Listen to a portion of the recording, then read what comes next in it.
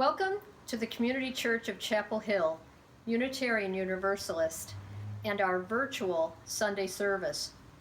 My name is Linda Thompson, and I'm a member of the Worship Associates Ministry.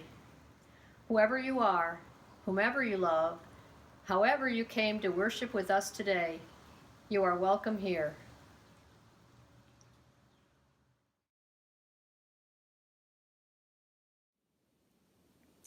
This morning we are doing a Share the Plate in support of the Interfaith Council for Social Services. There's good news from the IFC, writes Rick Szymanski. Their new building in Carrboro is nearing completion and should be ready for opening during the first quarter of this new year. It will be the location of the main offices and all non-shelter programs, including the community kitchen and the community market, formerly known as the food pantry. The new building will be called the IFC Commons. In announcing this name, Jackie Jenks, executive director, highlighted the definition of commons, which is a centrally located space belonging to the community. And she noted how this totally describes the IFC and what we envision for this new space. In other good news, the IFC has taken an important step forward toward their objective of confronting the causes of poverty in our community.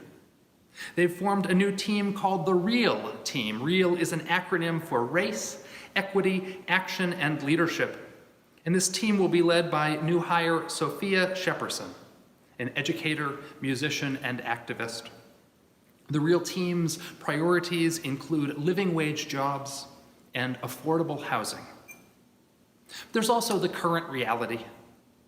As you might expect, the needs of the food insecure have increased, especially from families needing help for the first time.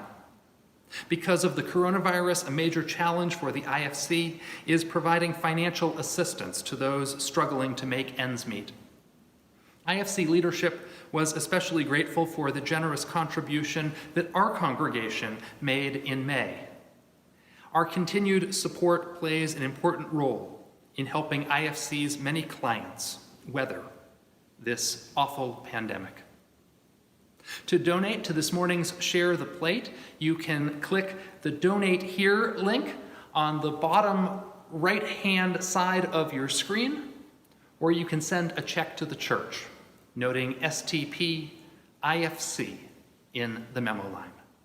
Thank you for your generosity and your support of this morning's Share the Plate.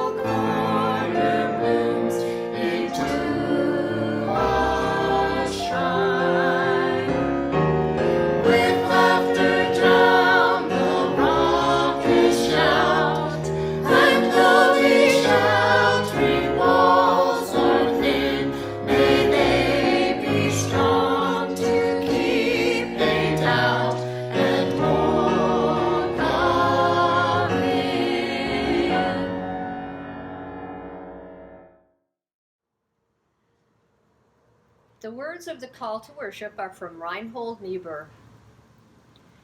Nothing that is worth doing can be achieved in our lifetime. Therefore, we must be saved by hope. Nothing which is true or beautiful or good makes complete sense in any immediate context of history. Therefore, we must be saved by faith. Nothing we do, however virtuous, can be accomplished alone. Therefore, we must be saved by love. No virtuous act is quite as virtuous from the standpoint of our friend or foe as it is from our standpoint. Therefore, we must be saved by the final form of love, which is forgiveness. Our chalice lighting words today come from Albert Thielander. We hallow this time together by kindling the lamp of our heritage.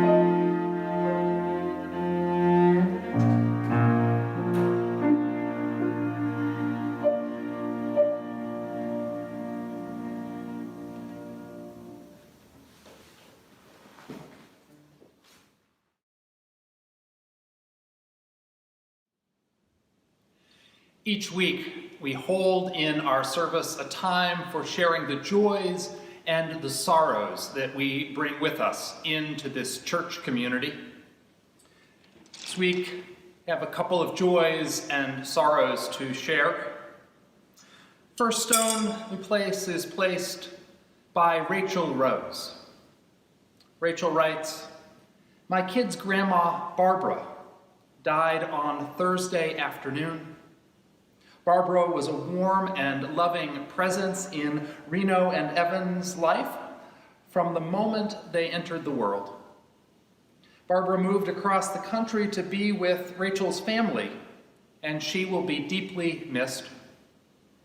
Barbara was active in the Democratic Party, loved opera, and laughed with all her being." I know many in our church and many in our wider community are holding Connie Gates in their hearts. I have an update on Connie. Connie will be leaving the hospital soon to enter hospice. I'm especially grateful for Connie's close friends, Maria and Vimola, who have been taking care of her.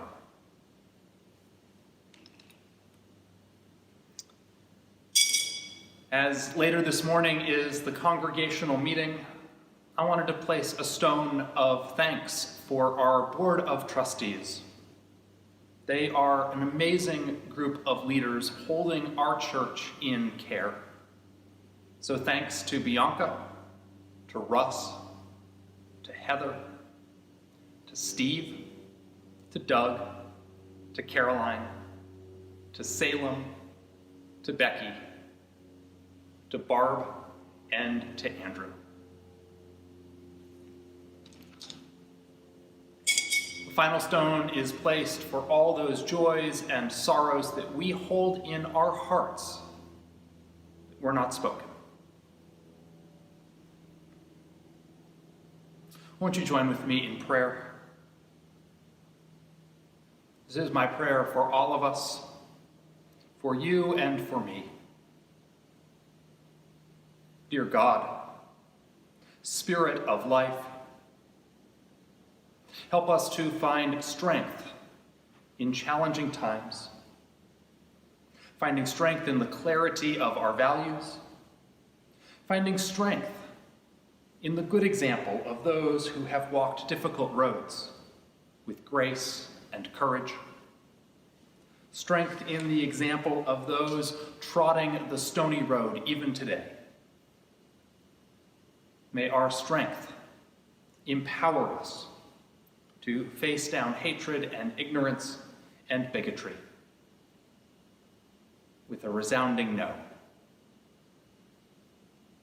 May we find comfort, not the comfort of avoidance, not the comfort of a false security that the world cannot provide, but may we find comfort in our own efforts, large and small, to heal the world. And may we find comfort in the knowledge that we are not alone. May we dare to find, even in this time, joy in creativity and art, in dance and music, in laughter that shakes the foundations, and in community, especially in community. May there be beloved community, taking courage, taking heart, taking back all that is too precious to let go of, taking back what must be shared amongst all of us. Amen, and blessed be.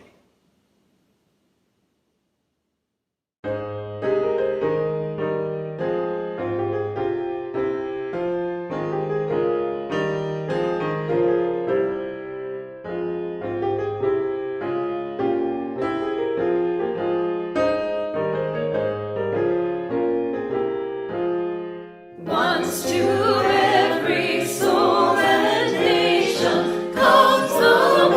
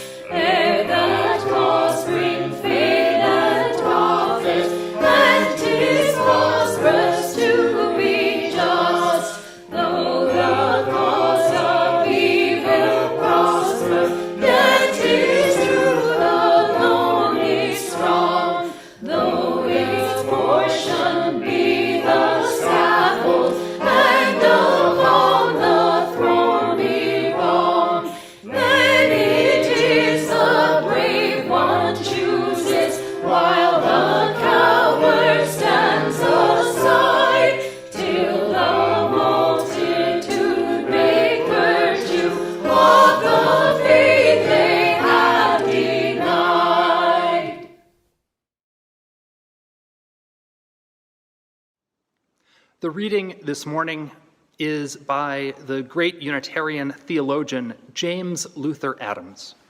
Adams is perhaps the most influential Unitarian theologian of the 20th century. He writes, "In 1927, in the city of Nuremberg, Germany, 6 years before the National Socialists came into power, I was watching a Sunday parade on the occasion of the annual mass rally of the Nazis. As I watched the parade, which lasted for 4 hours, I asked some people on the sidelines to explain to me the meaning of the swastika. Before very long, I found myself engaged in a heated argument. Suddenly, someone seized me from behind and pulled me by the elbows out of the group with which I was arguing. I was forced through the crowd and propelled down a side street and up into a dead-end alley. At the end of the alley, my uninvited host swung me around quickly and shouted at me in German, 'You fool! Don't you know, in Germany today, when you're watching a parade, you either keep your mouth shut or you get your head bashed in.' I thought he was going to bash mine in right there. But then his face changed into a friendly smile and he said, 'If you'd continued that argument for 5 minutes longer, those folks would have beaten you up.' 'Why did you decide to help me?' I asked. And he replied, I'm an anti-Nazi. As I saw you there getting into trouble, I thought of the times when in New York City, as a sailor in the German Merchant Marine, I received wonderful hospitality, and I said to myself, here's your chance to repay that hospitality. So I grabbed you, and here we are, and I'm inviting you to Sunday dinner.' The man turned out to be an unemployed worker. His home was a tenement apartment in the slums. To reach it, we climbed 3 flights up a staircase that was falling apart, and he ushered me into a barren room where his wife and 3 children greeted their unexpected American guest in astonishment. We had the Sunday meal together, a dinner of greasy dumplings and of a small beer drunk from a common jug.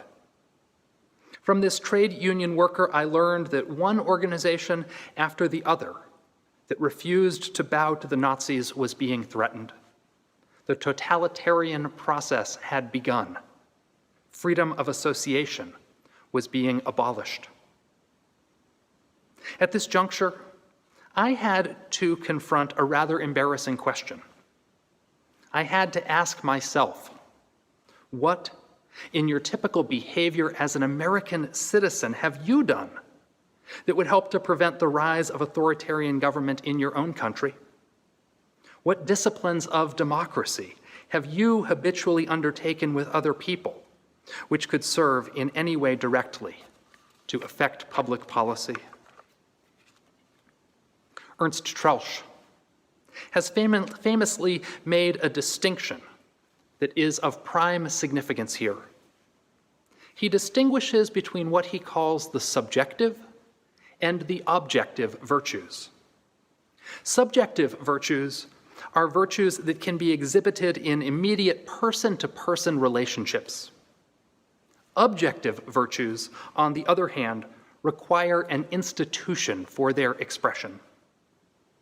Thus, from the larger human perspective, we can say that the isolated good man or good woman is a mirage. There is no such thing as a good person.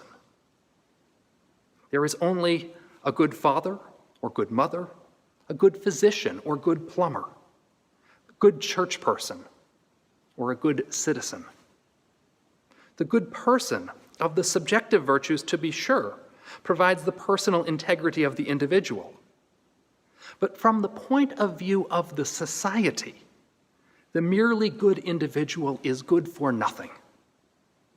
The narrow range of responsibility of the man or woman who confines attention merely to family and job serves to dehumanize the self. At the outset, I spoke of the experience in pre-Nazi Germany when a man told me, you either keep your mouth shut or you get your head bashed in. But in the democratic society, the non-participating citizen serves to bash their own head in. This morning's reading from James Luther Adams.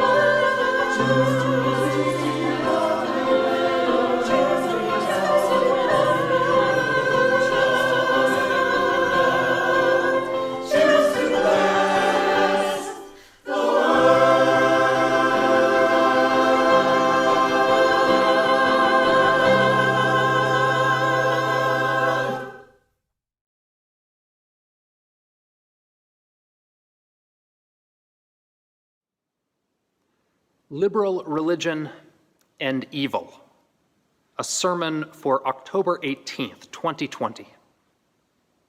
Why is there evil in the world? And how do we best respond to it? All religions face the challenge of offering satisfying answers to these elemental questions. Unitarian Universalism is no different. Only for us, these questions may be a little bit more difficult to answer.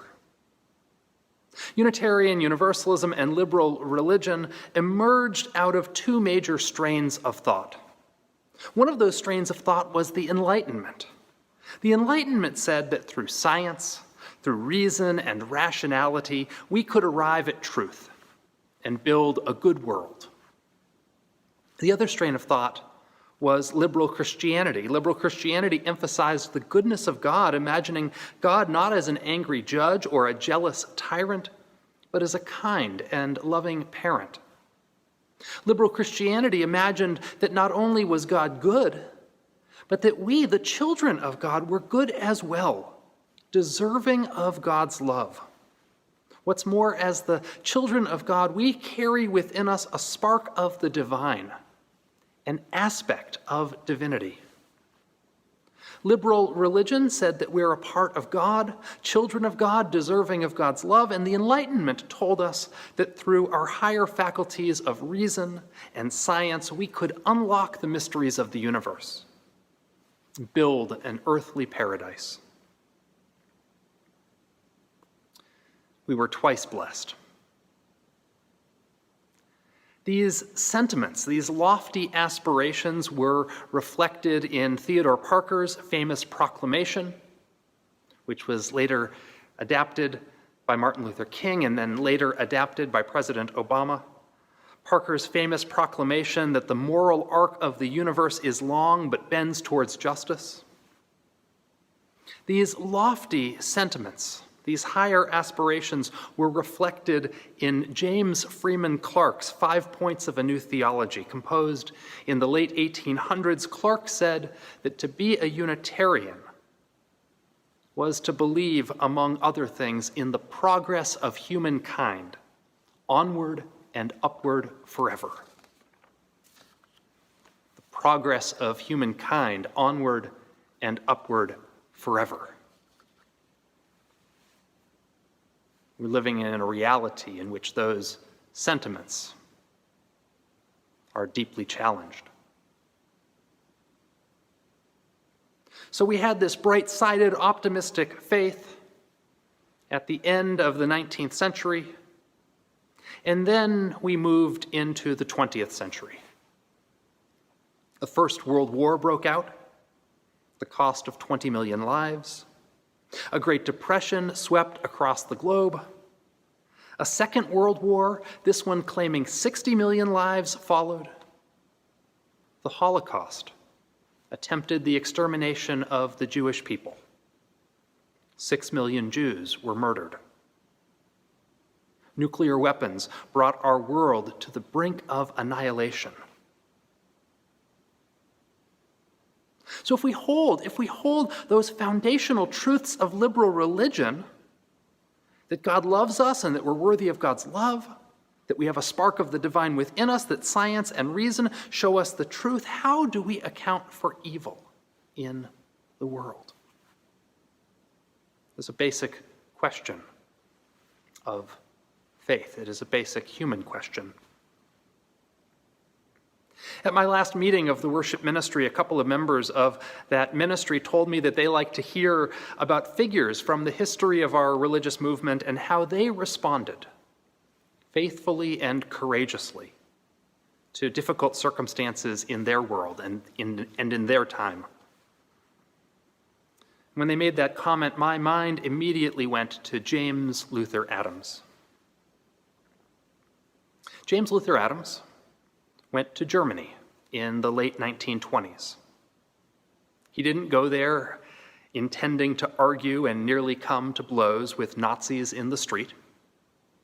He went to Germany for this reason, because if you were an aspiring American intellectual in the 1920s, and you wanted to learn the best philosophy or the best theology or the best social science or the best chemistry or the best physics, you went to Germany, because that's just where you went to learn from the world's best thinkers. It's really important to understand that fascism, authoritarianism, totalitarianism, Nazism did not emerge in some backwards, ignorant corner of the world. It took hold and metastasized in a culture widely regarded as the most enlightened, the most sophisticated. So James Luther Adams went to Germany with the goal of attending some lectures by Rudolf Otto, that great theologian. But he came back thinking not of those lectures, but shaken by what he had seen on the streets, stirred by conversations like those with the young anti-fascist member of the Merchant Marine who invited him to dinner in that humble apartment. Adams went through a soul-searching, rejecting a theology grounded in naive, genteel passivity and detached idealism. And he struggled throughout his life to articulate a theology, foundational beliefs that could speak unflinchingly to the reality of evil. And it's out of this wrestling that he became probably the greatest Unitarian theologian of the 20th century. So here's my question for us, for you. How do we make sense of the reality of evil in the world? Maybe that word evil strikes you as uncomfortable. It's certainly not fun to call things evil, but honestly, to me, it seems like the right word. And say, without any hesitation, that slavery was evil, that the Holocaust was evil, that separating children from their parents and locking them in cages is evil, that walking into an African-American church in Charleston or a synagogue in Pittsburgh or a mosque in New Zealand with a military-grade weapon and the intention to kill as many people as you can because you hate them is evil. And there's more that I would add. I think of forms of systemic oppression, acts that hurt or exploit or take advantage of the vulnerable, abuses of power, and other actions that dehumanize or show callous disregard for life. I think of all of those as acts of evil, and I really have no problem with calling those things that. The problem of evil still speaks. What does the reality of evil in the world say about our theological assumptions, about the goodness of God, the goodness of humankind, and those values that tell us that reason and science would lead us to an earthly paradise? Was such faith misplaced? But an even more important question to ask is what we should do. What should be done about evil in the world? James Luther Adams struggled with this question. And he answered it by focusing on the power of groups, what he called voluntary associations, groups of people. He believed deeply in organized power and the power of organization. This, he said, this is how you resist evil. You build powerful groups of people, and those groups change things that shouldn't be. Listen to James Luther Adams from our reading once more. Ernst Troeltsch, distinguishes between what he calls subjective and objective virtues. Subjective virtues, Adams writes, are virtues that can be exhibited in immediate person-to-person relations. But objective virtues require an institution for their expression. Thus, from the larger human perspective, we can say that the isolated good man or woman is a mirage. There's no such thing as a good person. Someone, though, can be a good father or a good mother, a good physician or a good plumber, a good church person or a good citizen. But their goodness is always in terms of their relationship with others. And from the point of view of the society, the merely good person is good for nothing. And if we narrow our interests only to the smallest of circles, we actually conspire to dehumanize ourselves.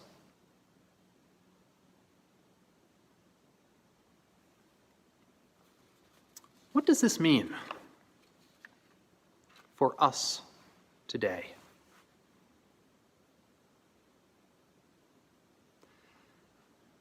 I think it's worth asking. I think it's worth asking what groups we're belonging to, and whether those groups are conspiring, working to make the world a better place, or working against those purposes. It's a hard question to ask.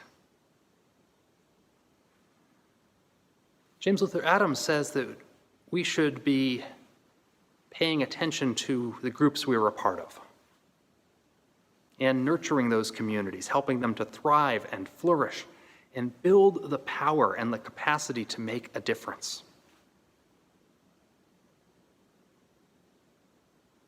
A little earlier this morning, the choir sang the anthem, "Choose to Bless the World," with text by Rebecca Parker. You must answer this question, Parker says. What will you do with your gifts? Choose to bless the world. It was such a beautiful piece of music, wasn't it? I'm amazed that the choir can be brought together virtually and can sound that good.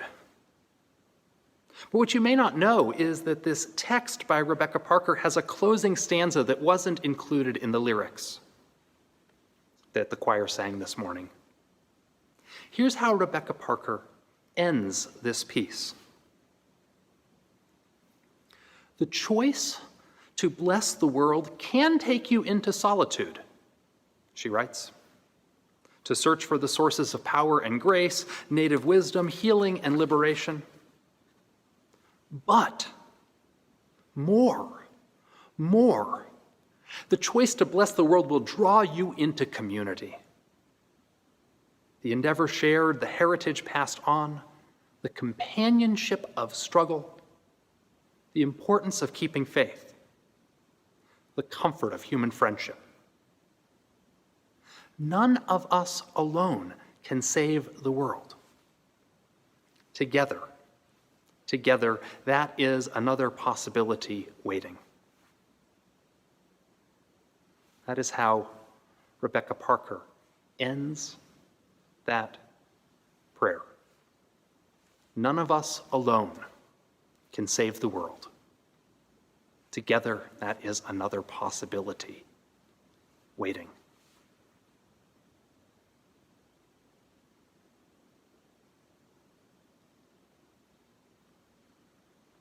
During these hard times, during these challenging times, these times when a lot of us have fear about where things may be headed, a time when the moral arc of the universe sure doesn't seem to be bending towards justice, a time when that progress of humankind onward and upward forever that James Freeman Clarke talked about would make us roll our eyes. Let us take comfort and counsel in the theological figures of our religious past, how they made sense of the world in which they found themselves. Their struggle to account for what was difficult and heartbreaking and sinister. And their faith that not alone, but with one another, with groups, with the power of organization and organized power,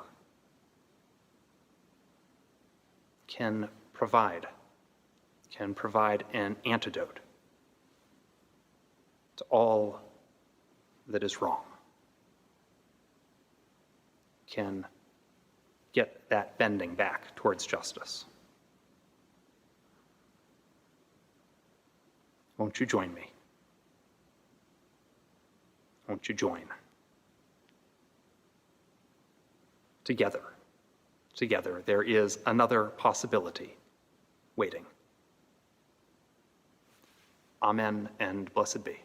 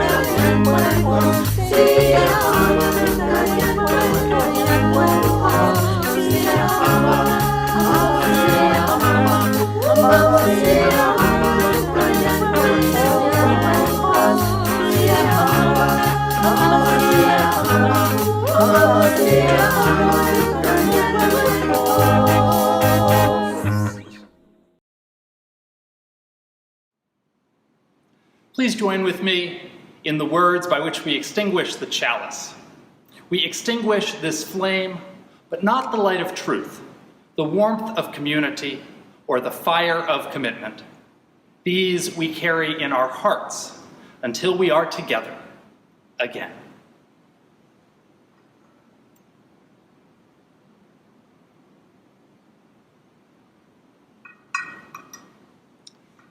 Now please join in singing Shalom.